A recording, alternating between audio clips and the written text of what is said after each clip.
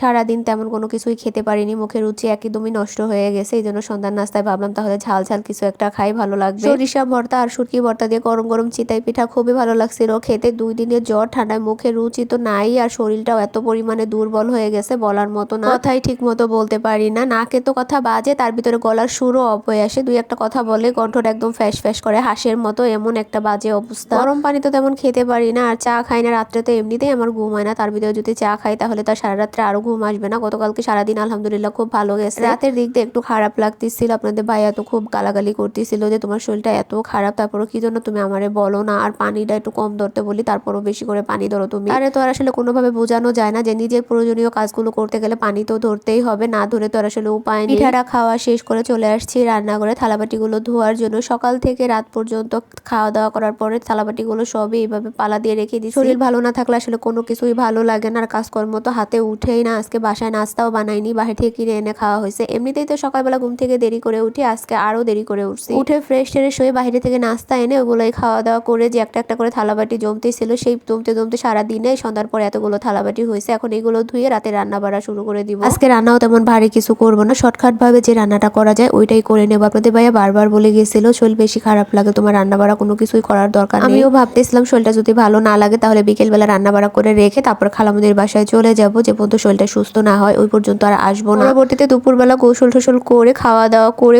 একটু ঘুমাইছিলাম। ঘুম থেকে ওঠার পর আলহামদুলিল্লাহ অনেকটাই ভালো লাগতেছিল, এই জন্য আর যাওয়া হয়নি। থালাবাটি গুলো ধোয়া শেষ করে আমি এখানে চাল ডাল গুলো ধুয়ে নিয়েছিলাম।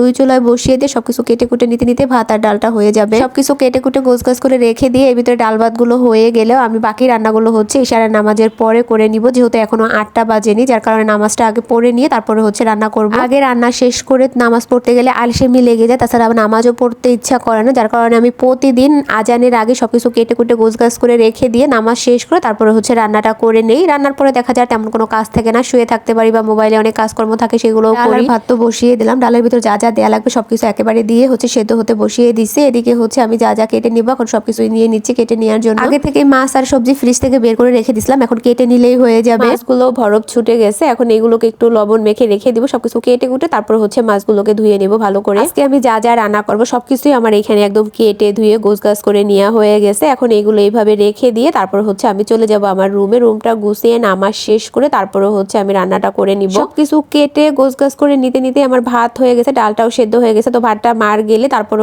আমি ডালটা ঘুটনি দিয়ে ঘুটে পরিমাণ মতো পানি দিয়ে তারপরে চলে যাব বাকি কাজগুলো করার জন্য। আমি আসলে ডালটা সবসময় এইভাবে রান্না করে আগে থেকে অল্প পরিমাণে পানি দিয়ে হলুদ আর লবণ দিয়ে কিছুক্ষণ সময় সেদ্ধ করে নিয়ে ডালটা ঘুটে এরপর পরিমাণ মতো পানি দিয়ে অনেকটা সময় জাল করে তারপরে ডালটা বাগার দিয়ে রান্নলে তাহলে কালারটা অনেক সুন্দর, খেতেও ভালো লাগে। আর একেবারে পানি দিয়ে বসিয়ে ডালটা রান্না করলে ওই ডালটার কালারটাও তেমন সুন্দর আসে না, আর খেতেও আমার কাছে ভালো লাগে না, কেমন যেন সাবা সাবা লাগে, যার কারণে এইভাবে রান্না করে। তো ডালটা বসিয়ে রেখে আমি চলে আসছি আমার রুমে, বিছানাটা ঝাড়ু দিয়ে নিচ্ছি। পুরো বিছানা ভরে ছেলের খেলনাপাতি ছিল সেগুলো উঠিয়ে নিয়ে এখন চাদরটা ঠিক করে ভালোভাবে ঝাড়ু দিয়ে নিচ্ছি। এরপরে রুমটা ঝাড়ু দিয়ে পরিষ্কার করে নিলেই হয়ে যাবে। রুমটা পরিষ্কার করে আমি উজু করে এসে নামাজটাও পড়ে নিচ্ছি। 8:30 বেজে গেছে, এখন রান্নাটা করে নিব। শরীরটা ভালো না দেখে একটুও বসতেছি না, একটার পর একটা কাজ করেই যাচ্ছি। একটু যদি আলসেমি দিয়ে কোনো রকম তাহলে আর ওই কাজটা করতে পারবো না। রাতে রান্না বাড়া শেষ হয়ে গেলে তো আর কোনো কাজকর্ম নাই, এই জন্য তাড়াহুড়া করে সবকিছু করতেছি। যদিও আমার একটু কষ্ট হয়ে যাচ্ছে একটার পর একটা কাজ করতে, বারবার মন চাচ্ছিল একটু বসে রেস্ট নিয়ে নেই, কিন্তু না, যদি আমি বসি তাহলে আর আমার কাজগুলো করা হবে না, যার কারণে কষ্ট হলেও করতেছি। নামাজ শেষ করে এসে দেখি ডাল হয়ে গেছে, আর ডালের ভিতরে নামাজে যাওয়ার আগে কাঁচামরিচ দিয়ে রেখে গেছিলাম। এখন ডালটা বাগার দিয়ে নিচ্ছি, আর আরেক চুলায় একটা ভাজি করে নেবো, এই জন্য পেঁয়াজ মরিচ ভেজে নিচ্ছিলাম। পেঁয়াজ মরিচ একটু হালকা করে ভেজে নিয়ে এর ভিতরে সামান্য পরিমাণে হলুদ লবণ দিয়ে এর ভিতরে একটা ডিম দিয়ে নিচ্ছি, একটু ভেজে এর ভিতরে পাতাকপি গুলো দিয়ে দিব। আজকে রাতের জন্য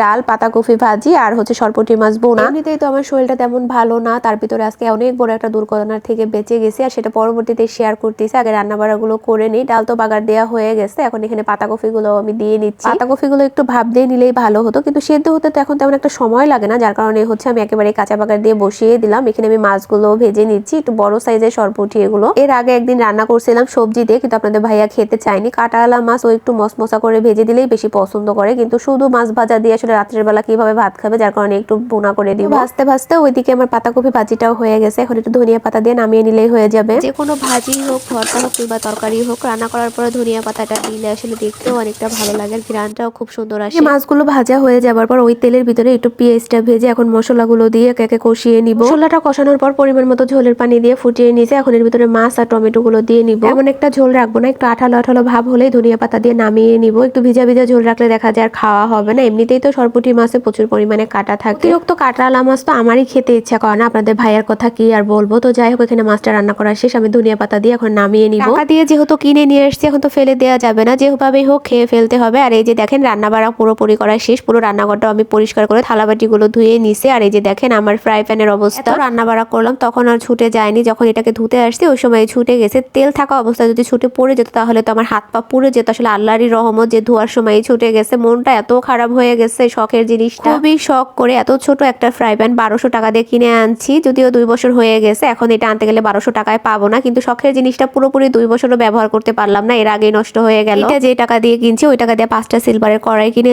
ফেলা যায়। তো সিলভারের কড়াই দেখা যায় একটু কালো হয়ে গেলে ভালোভাবে ডলা দিলে পরিষ্কার হয়ে যায়, আর এগুলো কিছুদিন ভালো থাকে, তারপরে আস্তে আস্তে কালো হতে হতে একবারে বিচ্ছিরি একটা অবস্থা হয়ে যায়। ভাবছিলাম আরেকটা কিনবো, কিন্তু এখন আর কিনবো না, এত টাকা দিয়ে সিলভারের কড়াই কিংবা তাওয়া কিনে নেব মাছ ভাজার জন্য। যে দুইটা আছে ওই দুইটা তো ঝোল তরকারি রান্না করে, মাছ ভাজতে গেলে ভেঙে যাবে, পরবর্তীতে এটাকে ফেলে দেওয়া ছাড়া আর আসলে কোনো কাজই নাই। তো যাই হোক, এই ছিল আমার আজকের মতো ভিডিও। কেমন লাগলো সবাই কমেন্টে জানাবেন। ভালো থাকবেন, আল্লাহ হাফেজ।